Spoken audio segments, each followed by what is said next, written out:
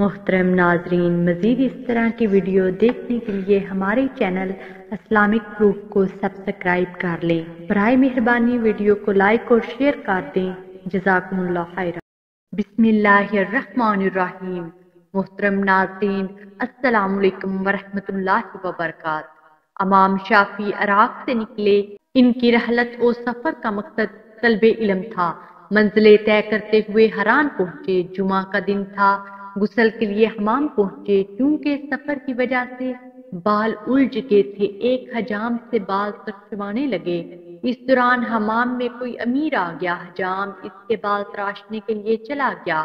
اس سے فرصت پا کر پاس آیا۔ امام صاحب کہتے ہیں، میں نے بال درست کرانے سے انکار کر دیا، مگر جب حمام سے جانے لگا تو میرے پاس جو دینار موجود تھے ان میں سے اکثر حجام کے ہاتھ پر رکھتے ہوئے کہا، یہ لے لو، مگر خبردار کسی پردیسی کو حقیر نہ سمجھنا۔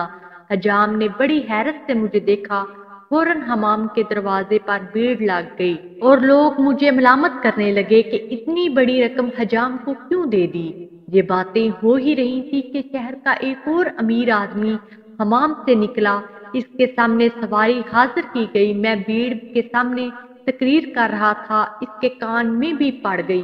سوار ہو چکا تھا لیکن اتر پڑا اور مجھ سے کہنے لگا، آپ شافعی ہیں؟ میں نے اقرار کیا تو امیر نے سواری کی رکاب میرے سامنے کر دی اور عاجزی سے کہنے لگا، برائے خدا سوار ہو جائیے۔ میں سوار ہو گیا۔ غلام سر جھکائے آگے آگے چل رہا تھا، یہاں تک کہ امیر کا گھر آ گیا۔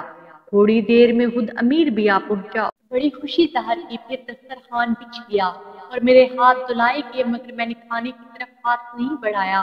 امیر نے پوچھا، کیوں، کیا بات ہے؟ میں نے جواب دیا، کھانا مجھ پر حرام ہے جب تک یہ نہ بتا دو کہ تم نے مجھے پہچانا کیسے۔ کہا، بغداد میں آپ نے جو کتاب لکھ کر سنائی تھی اس کے سننے والوں میں میں بھی تھا۔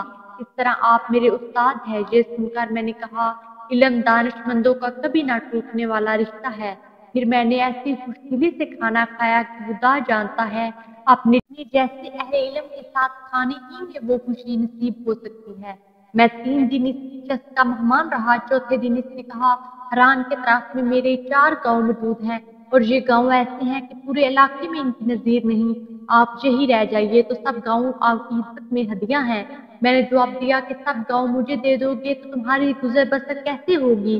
کہنے لگا، آپ وہ صندوق دیکھ رہے ہیں، ان میں 40,000 درہم موجود ہیں، اس رقم سے کوئی تجارت کر لوں گا۔ میں نے کہا، لیکن خود مجھے یہ منظور نہیں۔ میں نے اپنا وطن محض تحصیل علم کے لیے چھوڑا ہے، نہ کہ دولت کمانے کے لیے۔ وہ کہنے لگا کہ یہ تو سچ ہے، مگر مسافر کو روپے کی ضرورت ہوتی ہے، گاؤں نہ صحیح نقد ہی قبول کر لیجیے۔ اس پر میں نے 40,000 کی وہ پوری رقم لے لی۔ اسے خدا حافظ کہا اور حران سے اس حال میں روانہ ہوا کہ آگے پیچھے بار بردار جانور تھے۔